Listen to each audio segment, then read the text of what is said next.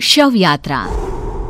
अमरपुर नाम के एक गांव में विमल हलवाई अपने 2 छोटे बच्चों और बीवी के साथ रहता है। विमल की पत्नी ज्योति भूत प्रेत जादू टोने में बहुत माना करती थी। इसका बिल्कुल विपरीत विमल इन चीजों को दक्यानुसी माना करता था। रोज की तरह विमल अपने मिठाई की दुकान जाने के लिए निकलने की हड़बड़ी में होता है। मैं निकलता हूँ ज्योति, देरी हो जाएगी, दुकान भी खोलनी है मुझे। अजी ध्यान से, आज अमावस्या है। रास्ते में कोई कपड़ा या कुछ भी गिरा हो तो उसे लांग मत दीजिएगा, बगल से चली जाइएगा। अरे ऐसे तो तुम मुझे पागल ही कर दोगी क्या? हाँ, मैं नीचे देखकर चलूं कि सामने से कोई गाड़ी घोड़ा आकर मेरे ऊपर से चला जाए? दोनों हालत में तो मेरी ही मौत है। अरे क्यों सुबह सुबह इतनी अपसुगनी बातें कह रहे हो जी? मेरे गांव में तो ऐसा आंखों के सामने होता हुआ देखा है मैंने, इसीलिए कहती हूँ, वरना मुझे क्या, पड़ोसी को तो नहीं कहना चाहती मैं। पति हैं आप मेरे, इसलिए बोल रही हूँ। विमल अपनी मिठाई की दुकान चला जाता है। दुकान पर पहले से ही ग्राहकों की लंबी लाइन लगी हुई थी। ये लो, वहाँ ज्योति अमावस्या को लेकर परेशान है और आज तो हमेशा से ज्यादा ही लंबी लाइन लगी पड़ी है। अच्छी खासी बिक्री होगी आज। विमल दुकान खोलता है। एक के बाद एक ग्राहक उसकी दुकान पर मिठाई ले रहे होते हैं। तभी गांव की एक बूढ़ी औरत विमल से कहती है, जिस तेजी से बिक्री हो रही है, कहीं किसी की नजर ना लग जाए, नींबू मिर्ची टांग ले। अरे क्या चाची तुम भी, ये सब नजर बजर कुछ नहीं होता है। कैसे लोग हैं मेरे आसपास। अपनी दुकान से शाम को विमल हंसते कूदते वापस घर आता है। हाँ, आज तो अच्छी खासी बिक्री हुई है। एक महीने में जितनी बिक्री होती है, एक ही दिन में आज उतने पैसे कमा लिए मैंने। ये तो बहुत अच्छा हुआ जी, आज ही घर की नजर उतारी है मैंने। बिक्री तो अच्छी होनी ही थी। अच्छा, तुम खाना लगा दो, सारा माल बिक चुका है। मुझे शहर जाना होगा, कुछ चीजों की जरूरत पड़ेगी। रात भर मिठाई बनाऊंगा, तब जाकर कल सुबह दुकान खोल पाऊंगा। खाना खाकर विमल शहर जाने के लिए निकल पड़ता है। सुनिए जी, ध्यान से जाइएगा।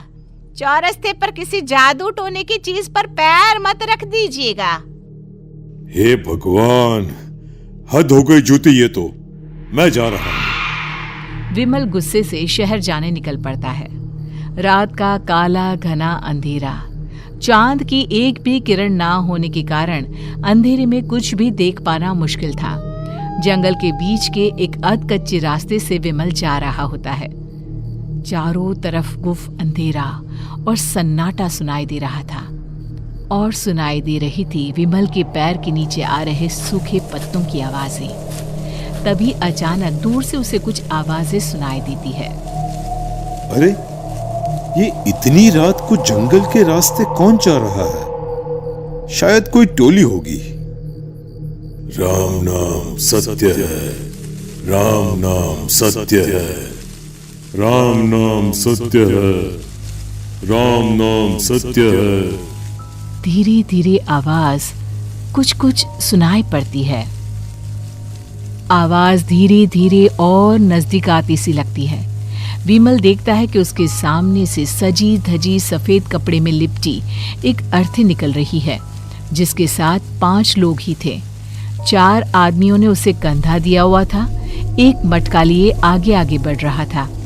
विमल के बिल्कुल सामने आकर अर्थी रुक जाती है। उसमें से एक आदमी विमल से कहता है, अरे भाई, जरा अर्थी को कंधा लगाना, मैं बहुत थक गया हूँ, बड़ी मेहरबानी होगी। हाँ भाई, कंधा तो मैं लगा दूं, पर रात को 12 बजे ये शव यात्रा, इस समय कौन अर्थी ले जाता है? तभी विमल को ऐसा लगता है कि शव में से आवाज आई, ये आवाज। मजबूरी है भाई, आप कंधा दीजिए, मैं रास्ते में सब बताता हूँ आपको। विमल अर्थी को कंधा दिए चल रहा होता है कि उसे ऐसा लगता है कि हाथ में मटका लिए जो आदमी शव के आगे चल रहा है उसके पैर उल्टे हैं। क्या हुआ भाई, हकला क्यों रहे हो? वो आपके साथी के पैर उल्टे। विमल अपनी बात पूरी भी नहीं कर पाता कि वो देखता है कि उस आदमी के पैर तो सीधे ही हैं। अरे नहीं, कुछ नहीं, मुझे शायद वहम हुआ होगा। धीरे धीरे सब आगे बढ़ रहे होते हैं। तब विमल को अचानक लगता है मटके में से एक हाथ बाहर आ रहा है। विमल घबरा जाता है। इसके पहले वो कुछ बोल पाता, कल्लू कहता है, मेरा नाम कल्लू है। हम 6 दोस्त थे, जिसमें से एक को तो तुम सोया हुआ देख रहे हो। इतनी पक्की दोस्ती थी कि जैसे हम सब सगे भाई हैं। पर किस्मत का कोई क्या कर सकता है। आज से 4 साल पहले एक नदी में हम सब नहाने गए थे, जिसमें डूबकर राजेश की मौत हो गई। किसी मजबूरी के कारण हमें उसकी अर्थी को रात को ही शमशान घाट ले जाना पड़ा। हम 5 उसे ले जा रहे थे। 4 साल पहले आप 5 में मैं कुछ समझा नहीं। मंकू अपनी गर्दन पीछे घुमाकर अपनी आंखें बड़ी बड़ी कर विमल से कहता है, अरे भाई, पूरी कहानी खत्म होने दो, फिर बीच में बोल लेना, ठीक है? तभी रास्ते में एक हादसे में अपने दोस्त के साथ हम सभी मर गए।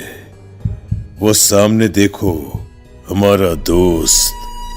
विमल सामने देखता है। उसे दिखता है कि एक ऐसा आदमी जिसका शरीर कई जन्मों से पानी के अंदर रहने के कारण सफेद पड़ गया है। उसकी आंखें बाहर की ओर निकली हुई थी। फिर ये अर्थी किसकी है?